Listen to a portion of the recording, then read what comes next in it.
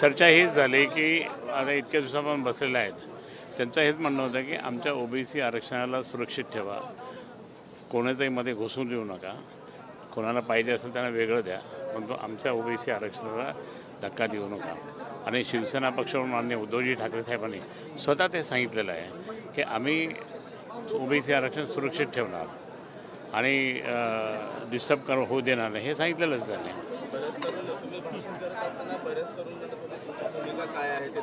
मग मी सांगितलं ना, आमची भूमिका सुरक्षित ठेवा हे आमची भूमिका आहे.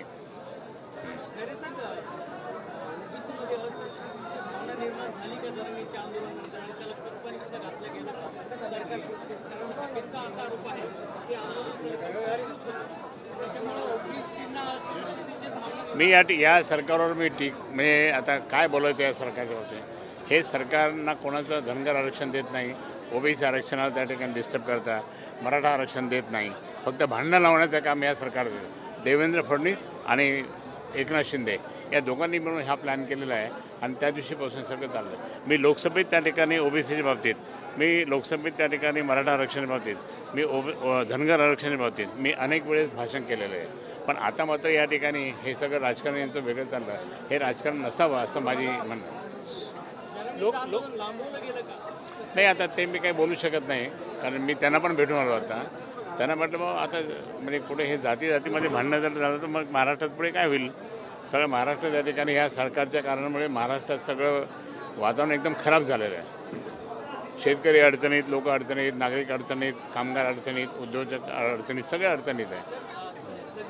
अंमलबजावणीसाठी सरकार हालचाली करते अशी माहिती करते. नाही, आता मी पण आता टी व्हीमध्ये पाहिलं की हालचाली करतं. आता भाऊ सरकार काय करतं, सरकार हे तुम्हाला सांगतो फक्त मी आरक्षण देतो असं म्हणायचं आणि दुसऱ्याला पाठवायचं आरक्षण देऊ नका म्हणून असं सगळं यांचं राजकारण चाललं, घाण राजकारण करतात ते. लोकसभेमध्ये काही मतदारसंघांमध्ये ओबीसी उमेदवारांना पाडण्यासाठी रसद पुरवली गेली किंवा तिथं मराठा फॅक्टर चालला गेला असं बोललं गेलं, त्यामुळे ओबीसी कुठेतरी असुरक्षित आहे असं वाटतं का तुमच्याही मतदारसंघात?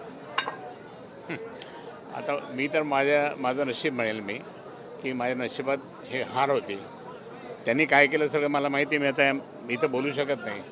किती मोठी रसद यांनी पुरवली शिंदे सरकारने, आणि ती रसद पुरवून फायदा नाही.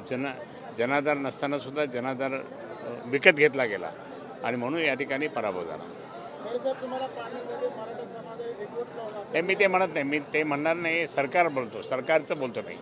सरकारने सगळा तो गेम खेळला आणि मी सुद्धा कोर्टात जाणार आहे.